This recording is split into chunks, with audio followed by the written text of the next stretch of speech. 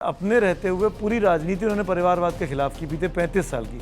अगर अपने रहते, वो राज्यसभा में रहते हुए बेटे को और मुख्यमंत्री या उप मुख्यमंत्री बनवा देते तो ये इल्जाम लग जाता उन पे जाते जाते इस करियर के आखिरी मोड़ पे। बिहार घूमूंगा, यात्रा करूंगा, लोगों को समझूंगा, फिर उसके बाद में फिर तय करेंगे। नहीं, वैसे ये समझदारी वाला फैसला किया है। ये बहुत अच्छा फैसला। मेरे को लगता है कि निशान से हम्म। अधिक ये फैसला नीतीश कुमार का है। उस नीतीश कुमार जिनके बारे में तमाम कहानियां की गई कि बीमार हैं, इन्फ्लुएंस में आ जाते हैं, उनको होश नहीं रहता है, पर इतना उनको होश था कि मैं परिवारवाद के चंगुल में नहीं पड़ूंगा। निशांत को फ्रंट सीट पे बैठना पड़ेगा, नहीं तो क्योंकि इसके बिना मुश्किल होगा। सॉरी, मैं मतलब नथिंग अगेंस्ट निशांत, मैंने निशांत को जितना देखा है, समझा है, वो केपेबल है क्या। एक बहुत इंपॉर्टेंट चीज़ है कि जेडीयू को आप ज़्यादा नज़दीक से भी देखें तो मुझे लगता है कि एक निशांत वाली चीज़ छूट रही है। भाई निशांत ने जिम्मेदारी ली नहीं, डिप्टी सीएम रहे नहीं, अध्यक्ष जो पार्टी के होंगे वो नीतीश कुमार होंगे, तो मतलब मुझे लग रहा है कि पार्टी जैसे ही है कि नीतीश कुमार का जो हेल्थ है तो फिर पार्टी निशांत, क्योंकि आमतौर पर रीजनल पार्टी होती है ना कि फैमिली के इर्द गिर्द ही होती है। भाई देखिए आप कितना भी कुछ कर लीजिए लेकिन रीजनल पार्टी तो फैमिली के आसपास ही होती है। 6 महीने का समय तो लिया तब ऐसे में क्या होगा, मतलब मुझे लग रहा है कि उन्होंने बोला 6 महीने का समय, पार्टी में 6 महीने में देखूंगा, पूरा बिहार घूमूंगा, यात्रा करूंगा, लोगों को समझूंगा, फिर उसके बाद में फिर तय करेंगे। नहीं, वैसे ये समझदारी वाला फैसला किया है। 6 महीने 3 महीने का तो नहीं पता, लेकिन जो मुझे लगता है प्रतिभा वो ये कि नीतीश जी विधान परिषद से इस्तीफा देंगे, उनकी जगह विधान परिषद में पहुंचेंगे निशांत अपने पिताजी की जगह। तो जब वो हाउस में पहुंच जाएंगे और जब वो हाउस में बैठने लगे, तो हाउस पता ही नहीं उनको ना, हाउस की प्रोसीडिंग्स का हिस्सा नहीं पता उनको, पता नहीं जीरो आर क्या होता है, क्वेश्चन आर क्या होता है, स्पीकर कहाँ बैठता है, ये तमाम जो निटिगिटीज होती हैं, एक बार एक्लेमेटाइज तो हो जाए उस सिचुएशन से। और ये समझदारी भरा फैसला है, बहुत अच्छा फैसला। मेरे को लगता है कि निशांत से अधिक ये फैसला नीतीश कुमार का है। नीतीश कुमार अपने रहते हुए पूरी राजनीति उन्होंने परिवारवाद के खिलाफ की, बीते 35 साल की। अगर अपने रहते, वो राज्यसभा में रहते हुए बेटे को और मुख्यमंत्री या उप मुख्यमंत्री बनवा देते तो ये इल्ज़ाम लग जाता उन पे जाते जाते इस करियर के आखिरी मोड़ पे कि आप भी परिवारवादी हो गए। तो वो परिवारवाद की बात से अपने आप को उन्होंने दूर रखा। ये उन्होंने बड़ा अच्छा एग्जाम्पल सेट किया, इसके लिए नीतीश कुमार की तारीफ करनी चाहिए। उस नीतीश कुमार जिनके बारे में तमाम कहानियाँ की गई कि बीमार हैं, इन्फ्लुएंस में आ जाते हैं, उनको होश नहीं रहता है, पर इतना उनको होश था कि मैं परिवारवाद के चंगुल में नहीं पड़ूंगा, मैं अपने बेटे को राजनीति से दूर रखूंगा। जब वो राज्यसभा से रिटायर होने वाले होंगे, मुझे लगता है राज्यसभा का कार्यकाल भी 5 साल 6 साल पूरा कर पाएँ, उनकी सेहत को देख के मुश्किल लगता है। तो जब बेटा उनका एक्टिव हो जाएगा 6 महीने के बाद, साल भर के बाद, हो सकता है बेटा आ जाए, पिताजी हट जाए, एक ही व्यक्ति रहेगा राजनीति में एक के वक्त पे, ये मुझे लगता है। लेकिन मुझे लगता है कि जेडीयू के भविष्य के लिए जरूरी है कि निशांत को फ्रंट सीट पे बैठना पड़ेगा, नहीं तो क्योंकि इसके बिना मुश्किल होगा। सॉरी, मैं मतलब नथिंग अगेंस्ट निशांत, मैंने निशांत को जितना देखा है, समझा है, वो केपेबल है क्या, नहीं है। क्या वो जेडीयू को एक रख पाएंगे? क्या जो नीतीश कुमार का कोर वोटर है, जो नीतीश कुमार के ऊपर दीवाना है, जो नीतीश कुमार को इतने सालों से जिताता आ रहा है, क्या वो निशांत कुमार को अपना नेता मानेगा? निशांत कुमार ने ऐसी कैपेबिलिटीज़ नहीं दिखाई। भाई वो 45-46 साल के व्यक्ति हैं, कोई चुनाव में एक्टिव पार्टिसिपेशन नहीं, कभी राजनीति में एक्टिव पार्टिसिपेशन नहीं। मैं ज़रूर संजय झा और ललन सिंह वगैरह बोलते हैं कि बहुत काबिल हैं, बहुत अच्छे हैं, पर हमारे लिए तो आज भी वो मिस्ट्री है। सबके लिए मिस्ट्री। और देखिए ना, मैं इसलिए बोल रहा हूँ कि जेडीयू के भीतर जो अलग सेक्शन बना हुआ, देखिए एक तरफ फॉरवर्ड वाली टाइप के हो रहे हैं जिसमें ललन सिंह और है, अंदर से भी वहाँ पे अति पिछड़ों का ग्रुप है जो कि विरोध कर रहा है। तो मैं उसको दूसरे तरीके से बोल रहा हूँ। पार्टी को बचाने के लिए क्या होता है कि जब परिवार होता है तो एक लिहाज की वजह से पार्टी एकजुट होती है। वो ठीक है कि वो उनमें कैपेबिलिटीज़ क्या है नहीं है, बहुत फैमिलीज़ वाले लोग ऐसे आए जो बिना कैपेबल भी हो, लेकिन क्योंकि परिवार के अपने चलते हैं, मुझे लगता है कि अगर वो कमज़ोर पड़ते या हटते हैं तो फिर पार्टी को बांधना मुश्किल होगा, क्योंकि फिर वहाँ पे वर्चस्व की लड़ाई शुरू हो जाएगी।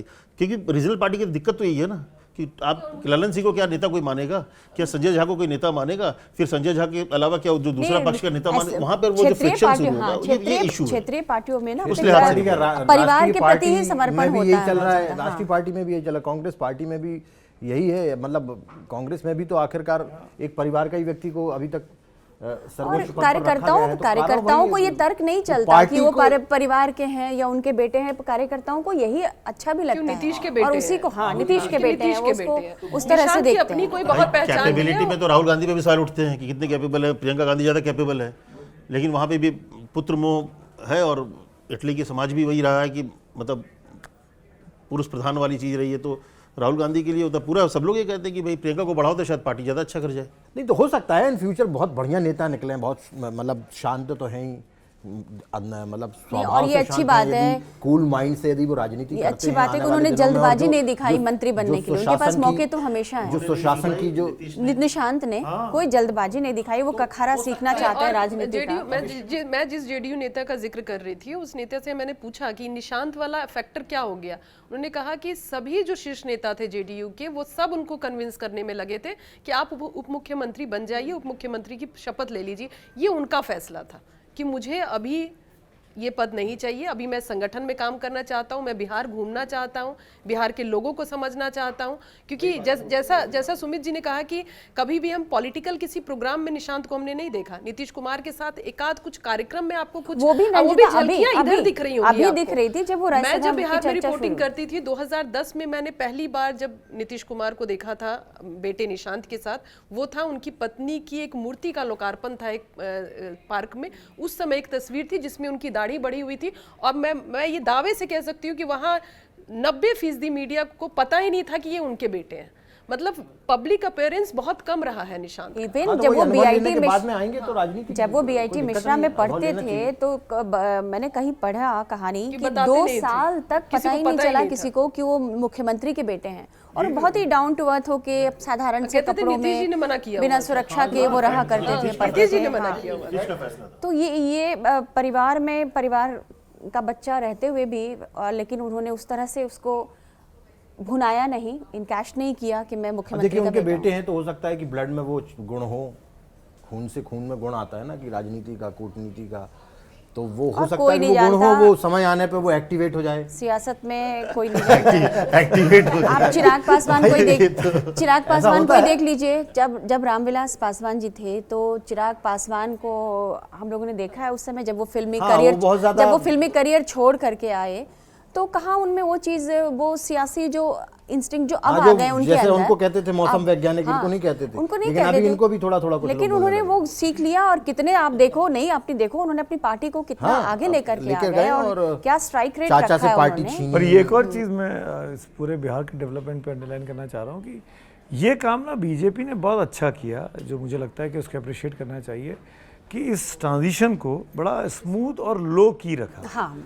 इसको हंगामा नहीं मचाया कि हमारा पहला मुख्यमंत्री बन रहा है तो हम बहुत बड़ा प्रोग्राम करेंगे, हमारे सभी उन राज्यों के मुख्यमंत्री आएंगे, पीएम खुद जाएंगे, एचएम खुद जाएंगे, बिल्कुल लो की।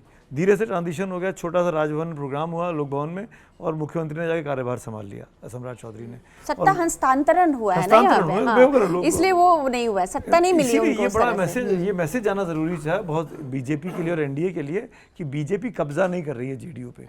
जो ये परसेप्शन बना हुआ ना कि जेडीयू समाप्त हो जाएगी, जेडीयू पर सब लोग टूट जाएंगे, जेडीयू के लोग भाजपा में शामिल हो जाएंगे, संजय झा और लल्लन सिंह ने पार्टी को बेच दिया है, अमित शाह के हवाले रख दिया है, ये तमाम चीज़ें चल रही सोशल मीडिया पर, मीडिया में। इन तमाम चीज़ों पर ये बड़ा अच्छे से इन्होंने इसको ठंडा पानी डाल के छुन्न कर दिया, इसको समाप्त कर दिया गरम तवे को, कि ऐसा कुछ भी नहीं है भाई, ये सरकार एनडीए की है। और कल बीजेपी के जितने प्रवक्ताओं की बाइट आई, जितने नेताओं की बाइट आई, सब ने कहा एनडीए का मुख्यमंत्री, एनडीए की सरकार। आप एक आदमी को नहीं बोल सकते कि बीजेपी का मुख्यमंत्री, चाहे दिल्ली से आ रही हो चाहे पटना से आ रही हो। और ये पूरा दिखाने की कोशिश की गई है कि ये सब कुछ नीतीश कुमार की सहमति से, उनके बिल्कुल समर्थन से ये सब कुछ। नाम की घोषणा उन्होंने की, नीतीश कुमार ने एक बहुत बड़ी सियासी वजह भी है कि दिल्ली की सरकार एनडीए के कारण चल रही है। हाँ, जेडीयू कितना इंपॉर्टेंट है केंद्र में। नहीं, एनडीए के बाकी साथी भी, अगर एनडीए के बाकी साथियों के मन में ये डर एप्रीहेंशन आ जाए कि बीजेपी कल हमारे साथ भी ये कर सकती है, तो ये सेहत दिल्ली की सरकार पे सेहत खराब होती नहीं। लेकिन इसलिए वो सोच समझ के डिलिमिटेशन में एनडीए के कुछ घटक दल आंखें दिखा रहे हैं, खासकर साउथ के। नहीं दिखा रहे, कौन दिखा? हाँ, अरे टीडीपी तो साथ है। टीडीपी नहीं चाहती, साउथ के बहुत सारे लीडर्स नहीं चाहते हैं कि डिलिमिटेशन हो। हालांकि सरकार ये एक साथ टीडीपी ने विमेन रिजर्वेशन तो चिट्ठी लिखी है चंद्रबाबू नायडू ने, वो लोग सब पूरा एक रेवंत रेड्डी ने सबको लिखा है वहाँ पे। चंद्रबाबू नायडू नहीं, रेवंत ने भी लिखा। रेवंत रेड्डी तो विरोध का नेता होगा। मैं तो एनडीए के अलायंस की बात कर रहा हूं। आज शाम को बैठक भी है। आज की जो कहानी थी वो पूरा जो लब्बो लुआब ये निकला कि निशांत कुमार क्यों नहीं डिप्टी सीएम बन पाए, और कैसे एक नीतीश कुमार की एक सम्मानजनक विदाई हुई है बिहार की राजनीति से, और अब दिल्ली में आएंगे। और तो ये आज की चर्चा में बस हम इतना ही रखते हैं, और आप देखिए कि अब बिहार में क्या क्या नया होने जा रहा है, सम्राट चौधरी क्या क्या फैसले लेते हैं। अब ये कुछ दिनों में ये चर्चा का विषय रहने वाला है।